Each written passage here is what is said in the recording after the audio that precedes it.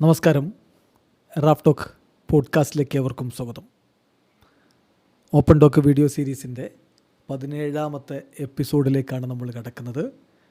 FIFA club world cup കഴിഞ്ഞല്ലോ. ഈ club world cup എന്ന ആശയം നല്ല രൂപത്തിൽ ഫിഫക്ക് നടപ്പാക്കാൻ പറ്റിയോ? ക്ലബ്ബ് വേൾഡ് കപ്പ് സക്സസ്ഫുൾ ആയിരുന്നോ? ഇതാണ് നമ്മളിന്ന് ചർച്ചയ്ക്ക് എടുക്കുന്നത്. തീർച്ചയായിട്ടും നമുക്കറിയാം, വലിയ രൂപത്തിലുള്ള വിമർശനങ്ങൾ ക്ലബ്ബ് വേൾഡ് കപ്പ് ഫിഫ പ്രഖ്യാപിച്ചപ്പോൾ മുതൽ നമ്മൾ കേട്ടുകൊണ്ടിരിക്കുന്നതാണ്. ആ വിമർശനങ്ങളെയും എതിർപ്പുകളെയും ഒക്കെ മറികടന്നുകൊണ്ടാണ് ഇപ്പോൾ ടൂർണമെൻറ്റ് നടത്തി തീർത്തിരിക്കുന്നത്. ടൂർണമെൻറ്റിൽ വിജയിച്ചു ചെൽസി. ലോകത്തെ ഏറ്റവും മികച്ച ടീം നിലവിലെ PSG ആണെന്നെല്ലാവരും വാഴ്ത്തിപ്പാടുന്നതിനിടക്കാണ് ചെൽസിയെ ആരും വലിയ രൂപത്തിൽ പരിഗണിക്കാതിരുന്ന സമയത്താണ് ഫൈനലിൽ അവർ ഏകപക്ഷീയമായ 3 ഗോളിൻ്റെ വിജയം സ്വന്തമാക്കിക്കൊണ്ട് കരുത്ത് കാട്ടി ഭാവി ശോഭനമാണ് എന്നൊരു പ്രഖ്യാപനം നടത്തുന്നത്. അത് കളി.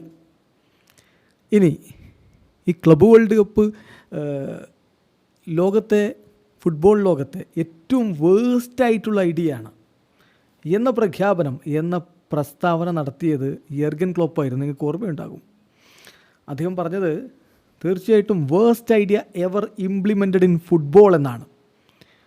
മുൻ ലിവർപൂൾ കോച്ചായ ജർമ്മൻകാരനായിട്ടുള്ള കോച്ച് യർഗൻ ക്ലോപ്പ്.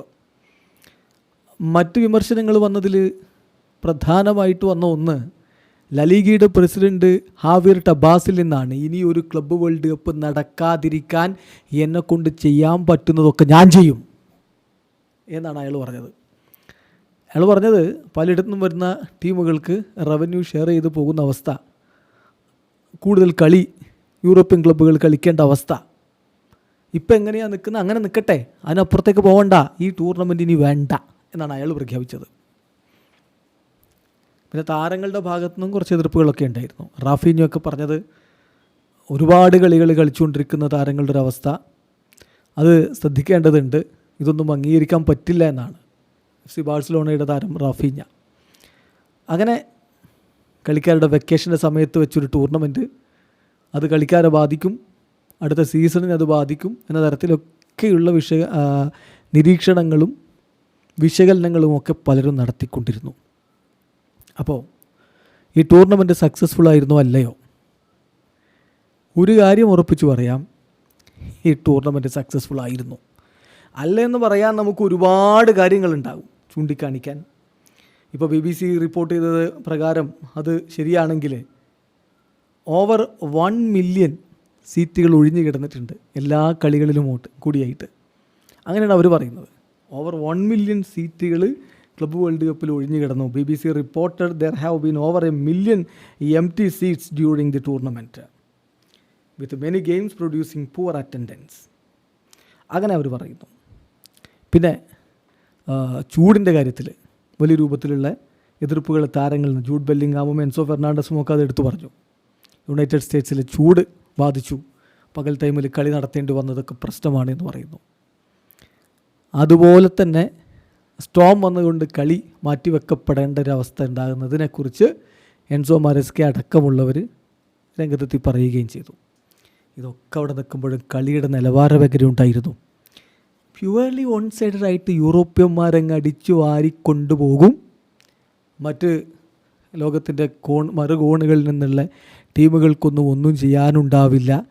ഇത് വളരെ ബോറിംഗ് ടൂർണമെൻ്റ് ആയിരിക്കും എന്ന് വിലയിരുത്തിയ അനവധി യൂറോപ്യൻ ഫുട്ബോൾ പണ്ഡിറ്റുകളുടെ കണ്ണ് തള്ളിക്കുന്ന പ്രകടനമാണ് ബ്രസീലിയൻ ക്ലബ്ബുകളും അതുപോലെ അൽ ഹിലാലിനെ പോലെയുള്ള ക്ലബ്ബും പിന്നെ ചില മിന്നലാട്ടങ്ങൾ കാണിച്ച മാമലോദി സൺഡൗൺസിനെ പോലെയുള്ള സൗത്ത് ആഫ്രിക്കൻ ക്ലബ്ബും ഒക്കെ ഈ ഒരു വേൾഡ് കപ്പിൽ പുറത്തെടുത്തത്.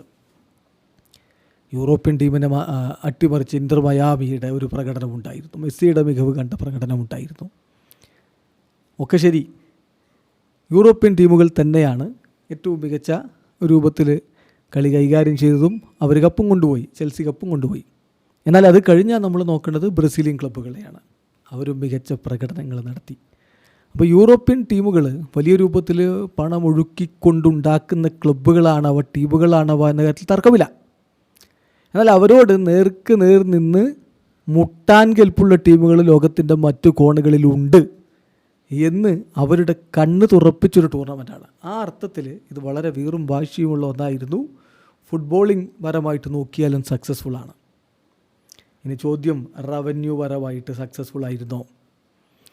അപ്പോൾ അതിനുള്ള ഉത്തരം പറയേണ്ടത് ഫിഫയാണ്. ജിയാനി ഇൻഫാൻറ്റിനോ ഇതുമായി ബന്ധപ്പെട്ടുകൊണ്ട് കാര്യങ്ങൾ തുറന്നു പറഞ്ഞിട്ടുണ്ട്. ഇൻഫാൻറ്റിനോ പറയുന്നത് ഇതൊരു വലിയ സക്സസ് ആണെന്നാണ്. $2 ബില്യൺ റവന്യൂ അവർ വേൾഡ് കപ്പിൽ നിന്ന് മാത്രം ജനറേറ്റ് ചെയ്തിട്ടുണ്ടെന്നാണ് അദ്ദേഹം ട്രംപ് ടവറിൽ വെച്ച് പറഞ്ഞ വാക്കുകളിലേക്ക് പോവുകയാണെങ്കിൽ ഗ്ലോബൽ ക്ലബ് ഫുട്ബോളിൻ്റെ ഗോൾഡൻ എറ ഇവിടെ സ്റ്റാർട്ട് ചെയ്തിരിക്കുകയാണ്. ഞങ്ങൾക്ക് ഉറപ്പിച്ച് പറയാൻ പറ്റും, ഫിഫ ക്ലബ്ബ് വേൾഡ് കപ്പ് ഒരു ഹ്യൂജ് സക്സസ് ആണ്. ഓഫ് കോഴ്സ് ഒരുപാട് പോസിറ്റീവ്സ് ഉണ്ട്, കുറച്ച് നെഗറ്റീവ്സും ഉണ്ട്. എല്ലാവരുടെയും ഒപ്പീനിയനുകളെ ഞങ്ങൾ മാനിക്കുന്നു. ഇത് വളരെ സക്സസ്ഫുൾ ആയിട്ടുള്ള ടൂർണമെൻറ്റാണ്. ഓവർ 2.5 മില്യൺ പീപ്പിൾ ഈ കളി സ്റ്റേഡിയത്തിൽ വന്ന് കാണുകയുണ്ടായി.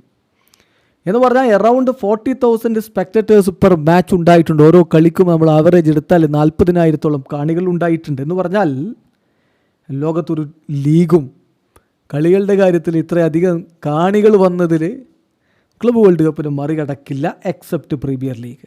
പിന്നെ പ്രീമിയർ ലീഗിൻ്റെ കാര്യത്തിൽ അവിടെ കളി നടക്കുമ്പോൾ ഒരു ഹോം ടീം ഉണ്ടാകും, ഹോം ഫാൻസ് നിറയും. ഇവിടെ കളി നടന്നതൊക്കെ ന്യൂട്രൽ വെന്യൂസിലായിരുന്നു.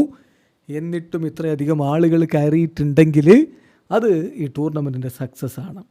ഇനി ഫൈനാൻഷ്യലി ഇത് വർക്ക് ചെയ്യില്ല എന്ന് പറഞ്ഞവരുണ്ട്. പക്ഷേ ഞങ്ങൾ പറയുന്നു ഓവർ $2 ബില്യൺ ഞങ്ങൾ റവന്യൂ ആയിട്ട് ഈ കോമ്പറ്റീഷനിൽ നിന്ന് ജനറേറ്റ് ചെയ്തിട്ടുണ്ട്. ആവറേജ് $33 മില്യൺ പെർ മാച്ചാണ് ഫിഫ ഇതിലൂടെ ജനറേറ്റ് ചെയ്തിരിക്കുന്നത്. അപ്പോൾ മറ്റൊരു കപ്പ് കോമ്പറ്റീഷനും ലോകത്ത് $33 മില്യൺ പെർ മാച്ച് ജനറേറ്റ് ചെയ്തിട്ടില്ല. മാത്രമല്ല ഓൾറെഡി മോസ്റ്റ് സക്സസ്ഫുൾ ക്ലബ് കോമ്പറ്റീഷനാണ് വേൾഡ് ഫുട്ബോളിൽ. എന്ത് ഡിഫറെൻറ്റ് മെഷേഴ്സ് എടുത്ത് നിങ്ങൾ നോക്കിയാൽ, മെഷർമെൻ്റ് എടുത്ത് നോക്കിയാലും ക്ലബ്ബ് വേൾഡ് കപ്പ് ഒരു ഹ്യൂജ് സക്സസ് ആണ് എന്നാണ് ജിയാനി ഇൻഫാൻറ്റിനോ പറയുന്നത്. അപ്പോൾ പിന്നെ മറ്റ് തർക്കങ്ങൾക്ക് അവിടെ ഇടമില്ല. ഇൻഫാൻറ്റിനോ അല്ലാതെ മറ്റാരാണ് ഇതിനെക്കുറിച്ച് വിശദീകരിക്കേണ്ടത്? ഫിഫയുടെ പ്രസിഡന്റ് തന്നെ പറയുന്നത് ഒരു ഹ്യൂജ് സക്സസ് ആണ്. ഫൈനാൻഷ്യലിയും ഇത് സക്സസ് ആണ്. മറ്റു തരത്തിലുള്ള വിമർശനങ്ങൾക്ക് ഒരടിസ്ഥാനവുമില്ല, അർത്ഥവുമില്ല. ഞങ്ങൾ ഈ പ്ലാനുമായിട്ട് മുന്നോട്ട് പോവുക തന്നെ ചെയ്യും. അടുത്ത ക്ലബ്ബ് വേൾഡ് കപ്പ് 2029 നടത്തുമെന്ന് ജിയാനി ഇൻഫാൻറ്റിനോ പറയുന്നു. ഇനി ആരാധകരുടെ ഭാഗത്ത് നോക്കുമ്പോൾ സന്തോഷമുണ്ടാക്കുന്ന കാര്യമാണ്. കാരണം 4 കൊല്ലത്തിലൊരിക്കലാണല്ലോ വേൾഡ് കപ്പ് നടക്കുന്നത്. അതിൻ്റെ ഒരു ആവേശം നമുക്കറിയാമല്ലോ. രാജ്യങ്ങളുടെ വേൾഡ് കപ്പ് അത് സാധാരണഗതിയിൽ ഈ ജൂൺ ജൂലൈ മാസങ്ങളിൽ തന്നെയാണ് നടത്താറുള്ളത്. ഏതാണ്ട് ഇതേ ഷെഡ്യൂൾ തന്നെ. പിന്നെ ഇപ്പോൾ കഴിഞ്ഞ തവണത്തെ 2022 രാജ്യങ്ങളുടെ വേൾഡ് കപ്പ് അത് നവംബർ ഡിസംബറിൽ നടത്തിയത് ഖത്തറിലെ പ്രത്യേക സാഹചര്യങ്ങൾ കണക്കിലെടുത്താണ്. അവിടുത്തെ കാലാവസ്ഥാപരമായിട്ടുള്ള കാര്യങ്ങൾ കണക്കിലെടുത്തിട്ടാണ്. അപ്പോൾ പിന്നെ ഈ ഒരു വേൾഡ് കപ്പ് 4 കൊല്ലത്തിലൊരിക്കൽ കളിക്കുന്നത് കൊണ്ട് മാത്രം താരങ്ങളങ്ങ് എക്സോസ്റ്റഡ് ആയി പോവും എന്ന് വിലയിരുത്തുന്നതിൽ അർത്ഥമില്ല. പുറത്തുനിന്ന് ഇതിന് യോഗ്യത കിട്ടാത്ത ടീമിലെ കളിക്കാർക്ക് പലതും പറയാം. ഇവിടെ വന്ന് കളിക്കുന്നവരെന്ത് പറയുന്നു എന്നുള്ളതാണ് ചോദ്യം. ജിയാനി ഇൻഫാൻറ്റിനോ പറയുന്നു, ഇവിടെ വന്ന യൂറോപ്യൻ ടീമുകളോടൊക്കെ ഞങ്ങൾ സംസാരിച്ചപ്പോൾ അവരൊക്കെ ഈ കളിയിൽ ഹാപ്പിയാണ്, ഈ ടൂർണമെൻറ്റിൽ ഹാപ്പിയാണ്, ടൂർണമെൻറ്റിൻ്റെ നിലവാരത്തിൽ ഹാപ്പിയാണ്, ഇതുമായിട്ട് മുന്നോട്ട് പോകുമെന്നാണ്. അപ്പോൾ പുറത്തിരിക്കുന്ന ക്ലബ്ബുകളുടെ താരങ്ങൾ പലതും പറയാം, അങ്ങനെയുള്ള കോച്ചുമാരും പലതും പറയാം. പക്ഷേ ഇവിടെ വന്ന് കളിച്ച ടീമുകളുടെ കോച്ചുമാരും താരങ്ങളുമൊക്കെ കോമ്പറ്റീഷൻ്റെ നിലവാരം വളരെ ഉയർന്നതാണ് എന്ന് തന്നെ പറയുന്നു. 3-4 പേര് ട്വിറ്ററിൽ ഈ വേൾഡ് കപ്പിൻ്റെ നിലവാരം മോശമാണെന്ന് പറഞ്ഞതുകൊണ്ട് ടൂർണമെൻറ്റ് മോശമാവില്ല എന്ന് പറഞ്ഞത് റയൽ മാഡ്രിഡിൻ്റെ ഗോൾ കീപ്പർ തിബോട്ട് കോർട്ടുവയാണ്. അങ്ങനെ ഓരോ താരങ്ങളും അത്തരത്തിലാണ് പറഞ്ഞത്. പിന്നെ എൻസോ മരേസ്ക കപ്പെടുത്ത ശേഷം പറഞ്ഞ കാര്യങ്ങൾ കൂടി നമ്മളൊന്ന് കേൾക്കണം. അത് വളരെ ഇമ്പോർട്ടൻ്റ് ആണ്. വരും ഭാവിയിൽ ഈ കോമ്പറ്റീഷൻ വളരെ ഇമ്പോർട്ടൻ്റായ ഒന്നായിട്ട് മാറും. ഈവൻ ചിലപ്പോൾ യുവേഫ ചാമ്പ്യൻസ് ലീഗിനേക്കാൾ ഇമ്പോർട്ടൻ്റ് ആയിട്ടുള്ളൊരു ടൂർണമെൻറ്റായിട്ട് ഇത് മാറും എന്നാണ് എൻസോ മാരേസ്ക തൻ്റെ കുട്ടികളോട്, തൻ്റെ കളിക്കാരോട് താൻ പറഞ്ഞതായിട്ട് മാധ്യമങ്ങളോട് പറഞ്ഞത്. അപ്പോൾ കാര്യം വളരെ കൃത്യമല്ലേ? ക്ലബ്ബുകൾ ഇതിനെ വളരെ വളരെ ഇമ്പോർട്ടൻ്റ് ആയിട്ടുള്ള ടൂർണമെൻറ്റായിട്ട് തന്നെ എടുക്കുന്നു. ഇൻഫാൻറ്റിനോ പറഞ്ഞ പോലെ ഇപ്പോൾ ആദ്യമായിട്ട് രാജ്യങ്ങളുടെ ലോകകപ്പ് ആരംഭിക്കുമ്പോൾ അതിനെതിരെ വിമർശനങ്ങളൊക്കെ വ്യാപകമായിട്ടുണ്ടായിരുന്നു. ഇന്ന് ആ ടൂർണമെൻറ്റിനുള്ള നിലയും വിലയും നിലവാരവും എന്താണ്, അതുപോലെ തന്നെ ക്ലബ്ബ് വേൾഡ് കപ്പിൻ്റെ കാര്യത്തിലും സംഭവിക്കും. ക്ലബ്ബ് ഫുട്ബോളിൻ്റെ ഗോൾഡൻ എറയാണ് ഇവിടെ ആരംഭിച്ചിരിക്കുന്നത് എന്ന് അദ്ദേഹം പറയുന്നു. ഏതായാലും ഇവിടെ നമുക്ക് ചില മാറ്റങ്ങൾ എന്തായാലും എല്ലാവരും പ്രതീക്ഷിക്കുന്നുണ്ടാവും. അതത് വർഷങ്ങളിലെ പ്രകടനങ്ങൾ കൂടി പരിഗണിക്കണം. ഇതിപ്പോൾ തൊട്ട് മുമ്പത്തെ സീസൺ വരെ 4 സീസണുകൾ ഇവിടെ പരിഗണിക്കുന്നുള്ളൂ. അതുകൊണ്ടാണ് ലിവർപൂളിന് യോഗ്യത ലഭിക്കാതെ പോകുന്നതും ആ ഒരു റാങ്കിങ് പാത്വേയിലൂടെയുള്ള വരവിൽ. അതുകൊണ്ടാണ് മറ്റ് ചില പ്രധാന ക്ലബ്ബുകൾക്ക് ഇത്തവണത്തെ ലീഗിലെ മിന്നും പ്രകടനം നടത്തിയ ചില ക്ലബ്ബുകൾക്കൊന്നും യോഗ്യത ലഭിക്കാതെ പോയത്. അതിനെക്കുറിച്ച് ഞാൻ ഇൻഫാന്റിനോ പറയുന്നുണ്ട്. ഇപ്പോൾ ലിവർപൂൾ ആവട്ടെ, AC മിലാൻ ആവട്ടെ, FC ബാഴ്സലോണ ആവട്ടെ, അങ്ങനെയൊക്കെയുള്ള ലോകത്തെ മികച്ച ക്ലബ്ബുകൾ ക്ലബ്ബ് വേൾഡ് കപ്പിൽ ഉണ്ടായിരുന്നെങ്കിലെന്ന് ഞങ്ങൾ ആലോചിച്ചതാണ്, ഞങ്ങൾ ആഗ്രഹിച്ചതാണ്. പക്ഷേ ഇതിനൊക്കെ ഒരു ക്രൈറ്റീരിയ ഉണ്ടല്ലോ, ക്വാളിഫിക്കേഷൻ ക്രൈറ്റീരിയ. അപ്പോൾ അത് വെച്ച് നോക്കുമ്പോൾ അവർ പിന്തള്ളപ്പെട്ടു പോയതാണ്. അടുത്ത വർഷത്തേക്ക് എന്തെങ്കിലും മാറ്റങ്ങൾ ഇക്കാര്യത്തിൽ, അടുത്ത വർഷം എന്ന് പറയുമ്പോൾ 2029 നടക്കുന്ന ക്ലബ്ബ് വേൾഡ് കപ്പാണ്, അതിലെന്തെങ്കിലും മാറ്റങ്ങൾ വരുത്തേണ്ടതുണ്ടോ എന്ന് ഞങ്ങൾ പരിശോധിക്കുമെന്ന് അദ്ദേഹം പറയുന്നുണ്ട്. അപ്പോൾ ആ പരിശോധന എങ്ങനെയായാലും ഇത്തരം ക്ലബ്ബുകൾ കൂടി ഉണ്ടാകുമ്പോൾ തീർച്ചയായിട്ടും ഇതിൻ്റെ ആവേശം വേറെ ഒരു ലെവലിലേക്ക് മാറുമെന്ന കാര്യം ഉറപ്പാണ്. എന്തായാലും ഈ ക്ലബ്ബ് വേൾഡ് കപ്പ് ഒരു സക്സസ്ഫുൾ ആയിട്ടുള്ള ടൂർണമെൻ്റ് ആയിരുന്നു എന്ന് തന്നെയാണ് നമ്മുടെ അഭിപ്രായം. പിന്നെ ഇത് പല ക്ലബ്ബുകൾക്കും ഒരു ഷൗട്ട് ഔട്ടാണ്. ഇപ്പോൾ ബ്രസീലിയൻ ലീഗിലെ ക്ലബ്ബുകൾ സാമ്പത്തികമായിട്ട് ഇപ്പോൾ മെച്ചപ്പെട്ടു വരുന്ന തരത്തിലാണ്. അവിടെ ക്ലബ്ബ് ഫുട്ബോളിലേക്ക് പണമൊഴുകി തുടങ്ങിയിട്ടുണ്ട് വീണ്ടും എന്നുള്ളൊരു നിരീക്ഷണം കഴിഞ്ഞ ദിവസം നമ്മൾ അതൊരു പോഡ്കാസ്റ്റായിട്ട് തന്നെ ചെയ്തിരുന്നു. ബ്രസീലിയൻ ഫുട്ബോളിൽ ഉണ്ടാകുന്ന മാറ്റങ്ങൾ, ആ മാറ്റങ്ങളുടെ ഫലം കൂടി നമ്മൾ ഈ ക്ലബ്ബ് വേൾഡ് കപ്പിൽ കണ്ടു.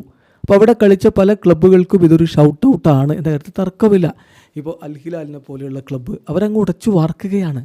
അടുത്ത സീസണിലും മികച്ച പ്രകടനം നടത്തുന്നതിന് വേണ്ടി സിമോൺ ഇൻസാഗിയുടെ കീഴിൽ താരങ്ങളെയൊക്കെ മാറ്റി കൂടുതൽ ശക്തമായിട്ട് അവർ മാറാൻ ആഗ്രഹിക്കുന്നു.